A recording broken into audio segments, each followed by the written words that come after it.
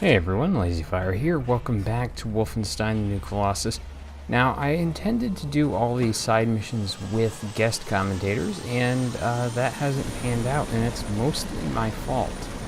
And I'm going to go into that a little bit, I guess, later, but I've been just crazy busy, and yeah, it's been difficult to kind of build up the will to do this when they've been recorded for, oh, 2 to 3 months.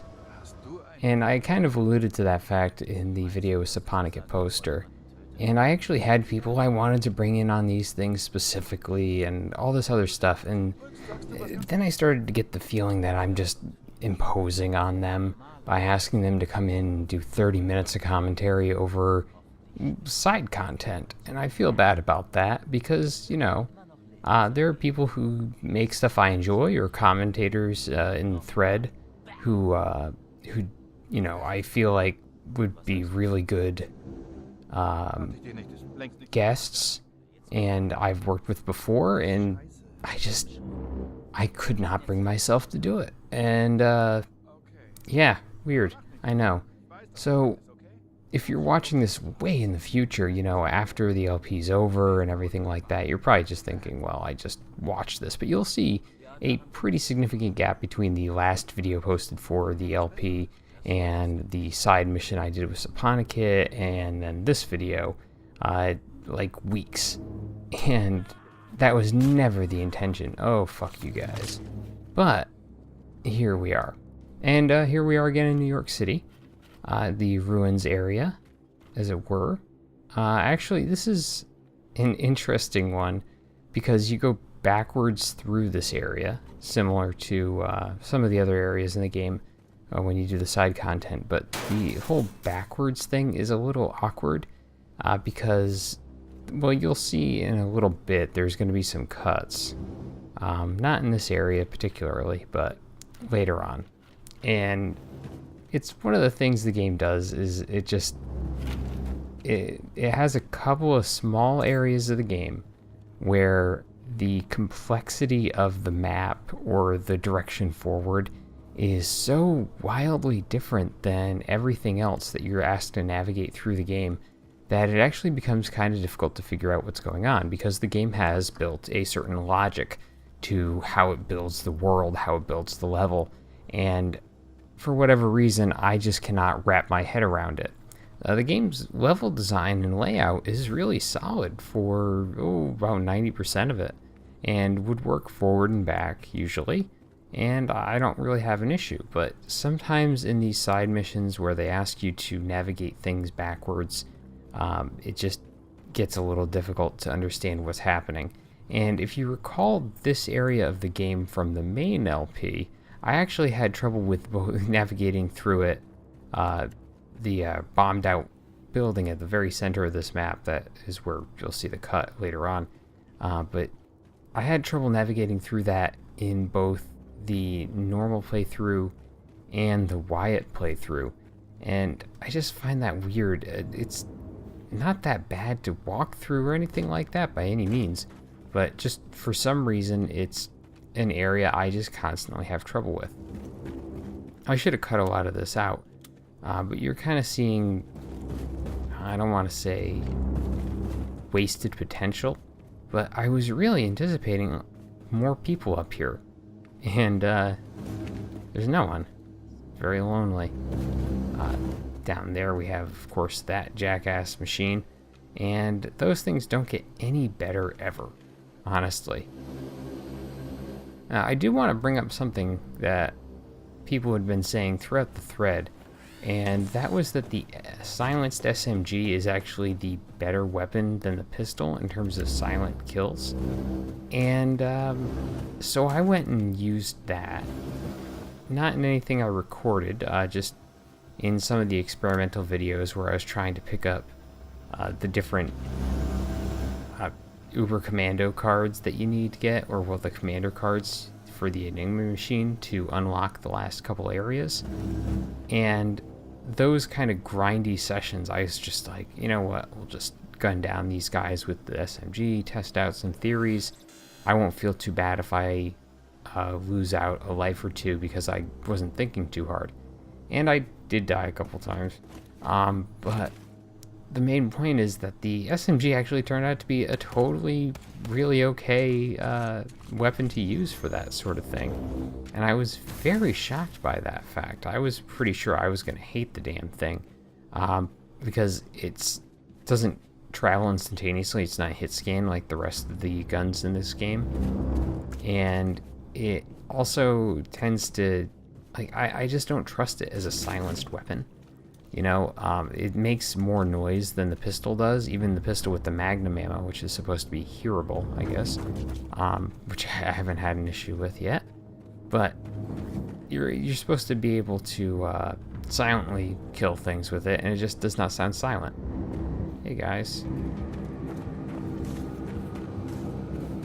Anyways, because I did try it out, I can say with some, you know, relative surety, I guess, that it is a pretty decent fucking weapon for silence kill option. I'm gonna get blown up by that. Yeah, no. Cool. Man, I really do hate those drones. It's the drones and the Uber soldiers that just, because the Uber soldiers you can't really kill silently, and the drones because they tend to spot you and alert everybody. They just drive me absolutely nuts for these sneaking sections. One of the things the game does really well after a fashion is that it does not throw a lot of those drones into the sneaking sections. It's a little bit more liberal with the scattering of the super soldiers, but it also gives you some options to get around them, which I think is very important. Man, that is a snipe. One of the things I never, you can see me here just giving fucking up. Look at that. Guess it was nothing. One of the things about the stealth in this game, by the way, is that just sometimes you can just unload on people and the other guys won't care that much. It's weird. Other times they'll sound the alarm when they see that shit. But yeah, they generally give you some pretty decent ways around these super soldiers. As you're seeing here, I'm going to go and use this little path on the side, which I did not, by the way, know was fucking here. I've played 60 some odd hours of this game. This is the first time I'd ever walked in here. That's not a joke. I actually have to remember to go and grab that from the archive and show that off. And right there I got caught, but there, fixed. And clearly I had used a couple of rounds. This was immediately after the Roswell mission that you saw in the Subponicate poster episode. So that is why... Oh, I did actually grab this. Good. Sauerkraut burger recipe. But yeah, that's why I needed the ammo for the laser gun.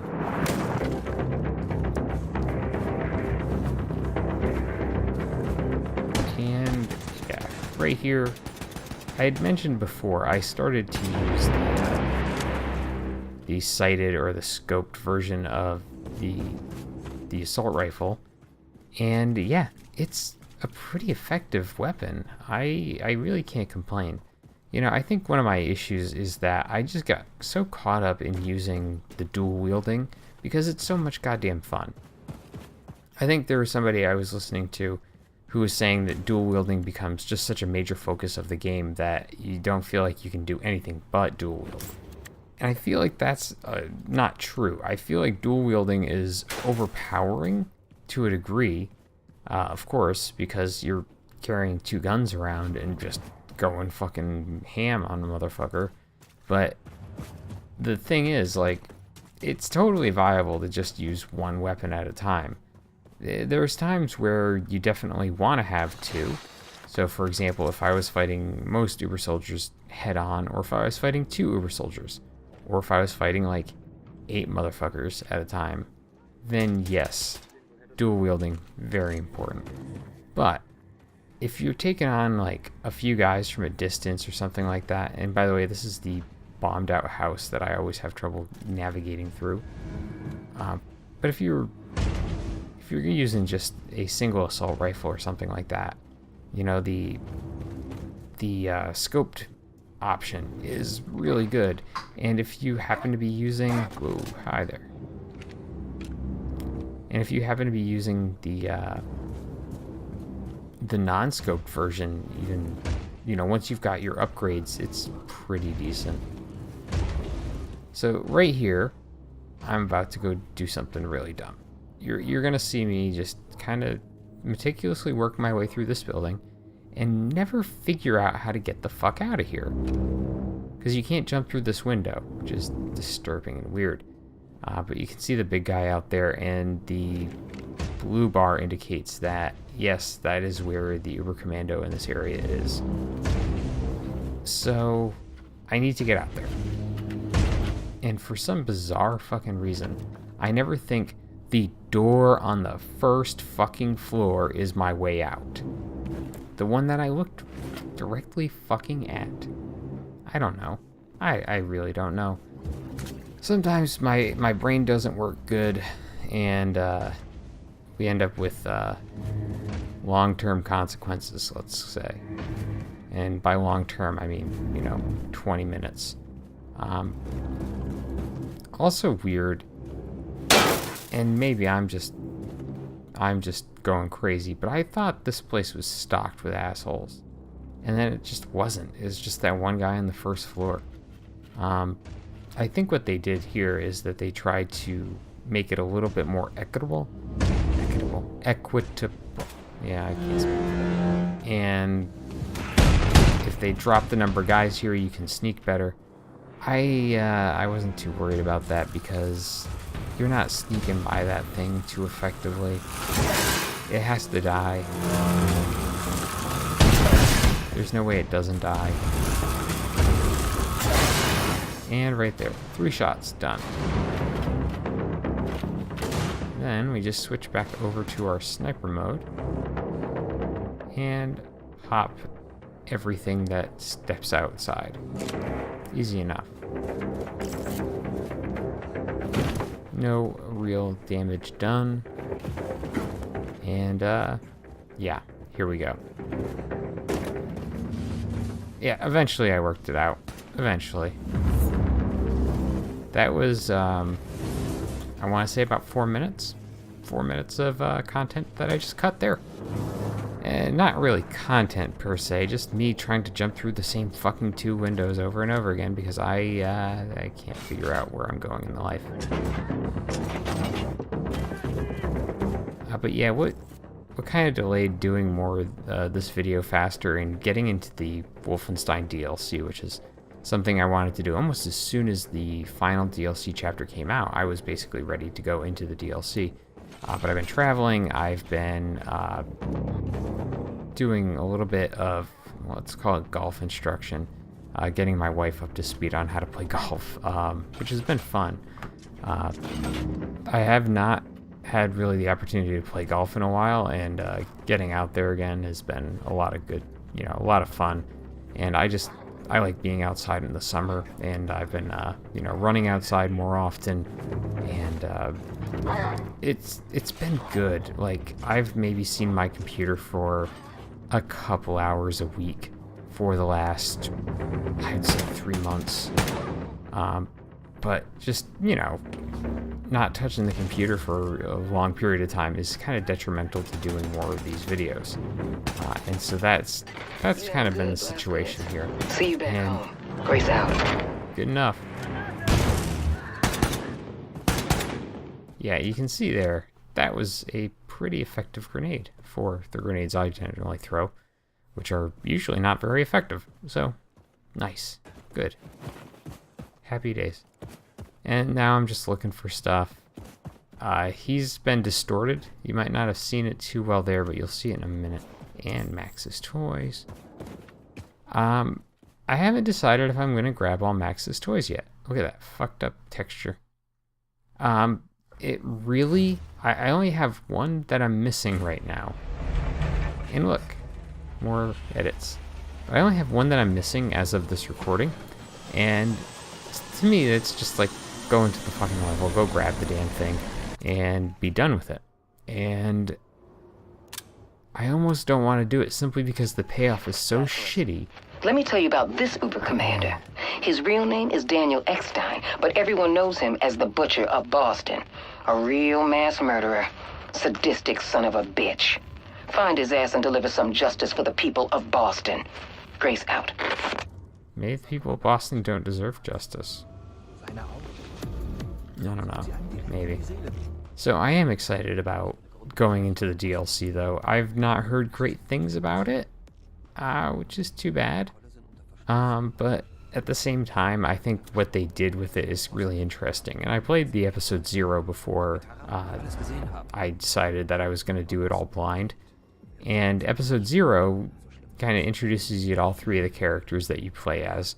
And each one of them has one of the different pieces of equipment that BJ can get. So you have one guy who has the constrictor harness. Oh, no, sorry.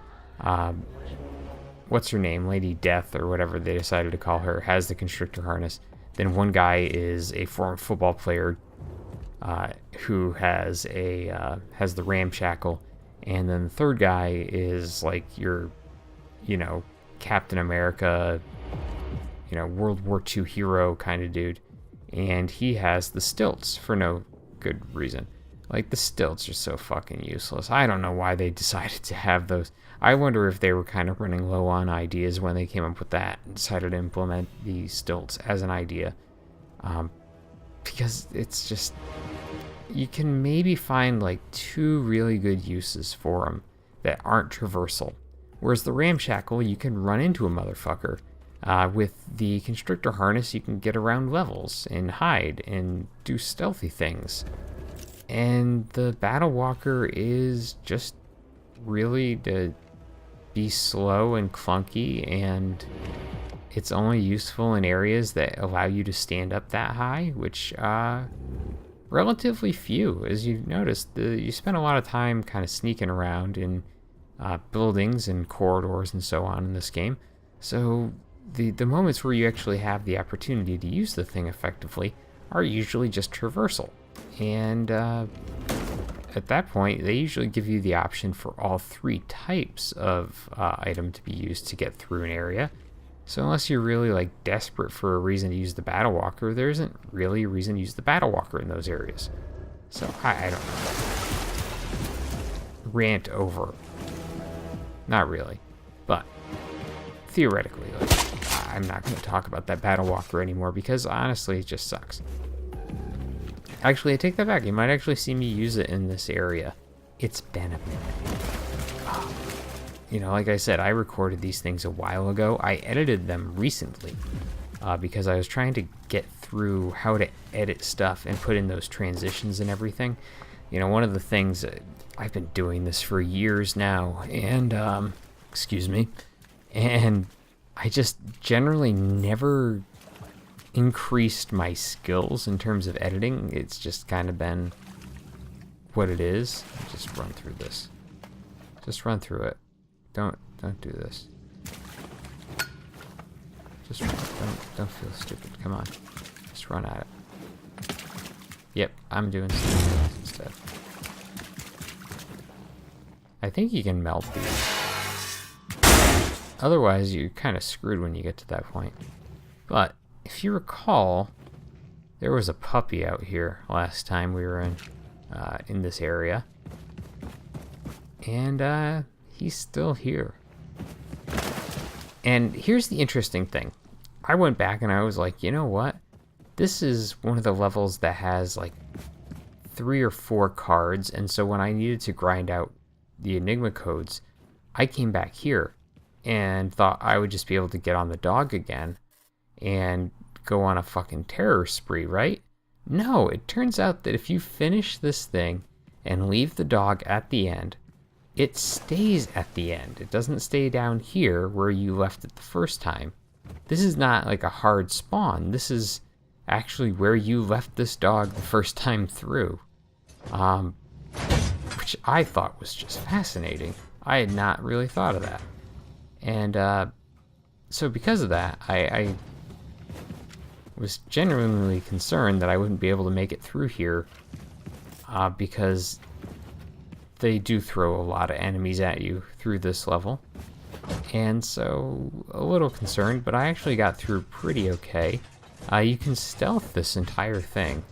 You don't have to come through like I do, you know, all clomping, setting things on fire and so on. But it's a lot of fun, and I was a little disappointed that the dog wasn't there to, you know, share in my labors, as it were. But I'll take what I can get. Being able to pick up as many Enigma codes as you can for this area. I think like these side missions max out at like 3 or so, I think. And so it can be a little annoying because to get to the last few areas, you're never going to pick up enough Enigma codes through the course of the normal game to unlock everything.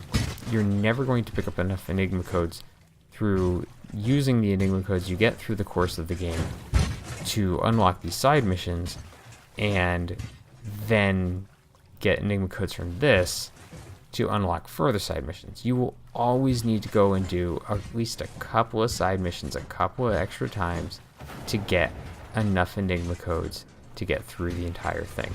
Now, what I think they should have done, and this is just me, and, you know, disagree all you want, but because there is the I don't want to say requirement, but because there is the perk that gives you an added bonus for stealth killing commanders, one of the things I think they should have done is with the Enigma codes, they should have actually made that perk so if you stealth kill a commander, you are going to get double Enigma codes or something like that. Just as a flat perk rate or something. That, I think, would have been a totally good system. Like, just give you the option to, you know, be stealthy. And if you're going for these side missions, then you have an extra incentive to be stealthy through the rest of the game. And you'll be able to unlock these things faster, and it'll work better, and you won't have to backtrack and replay these missions. Or I'm just going to throw this out there, give you enough Enigma codes that you're basically always going to be able to unlock the next mission. I don't know.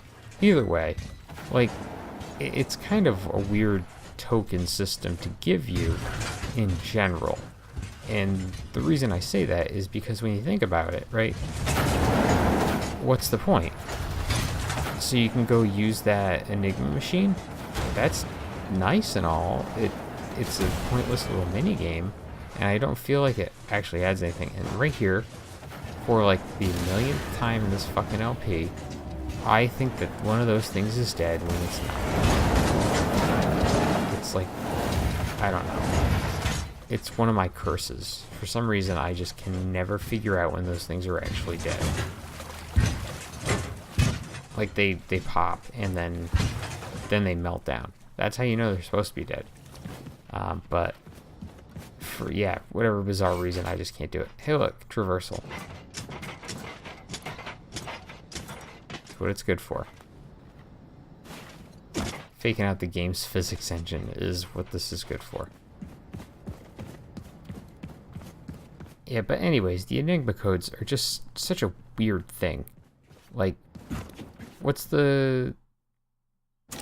why not just allow me to use the Enigma machine and give me these mini games to do this? Why do I have to go pick these things up from a commander every single time I want to, you know, go to one of these areas?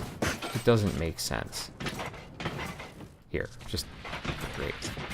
Now you can actually go up there and get into the rafters in the main warehouse there, which is an interesting facet of the level. If you really are worried about it, you can use a ladder down at the bottom, back where we entered with the dog earlier, but you're not going to see that in this video because we have the dog, and why would we ever need to do anything but just tromp around destroying shit if we have the dog? I don't understand.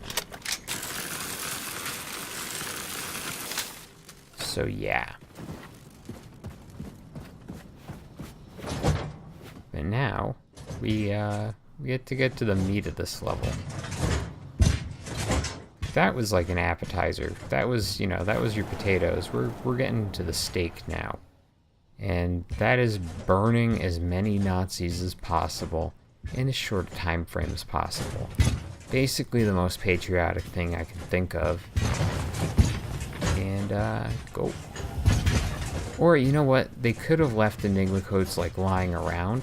Like you have to hack a Nazi system or something like that to grab them. Killing commanders for them isn't very effective, I don't think. Yep. And this is another area, as I was mentioning before with the previous mission.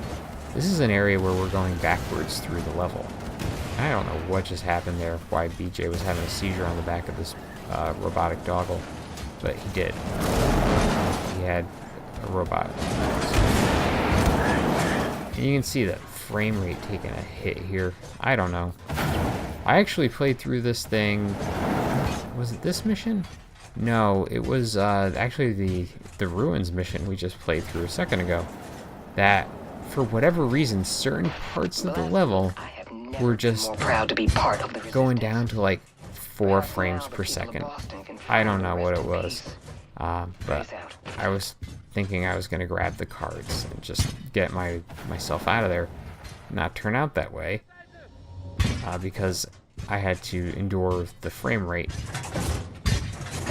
Sometimes this game is just weird about that sort of thing. That's embarrassing. But yeah, we pretty much have one set of missions left to go, and then we have a very special mission which I'll be doing live commentary for, because it is a little bit different than the other side missions. It's in a completely new area and it's got some interesting stuff to it. But thanks for watching. See you next time.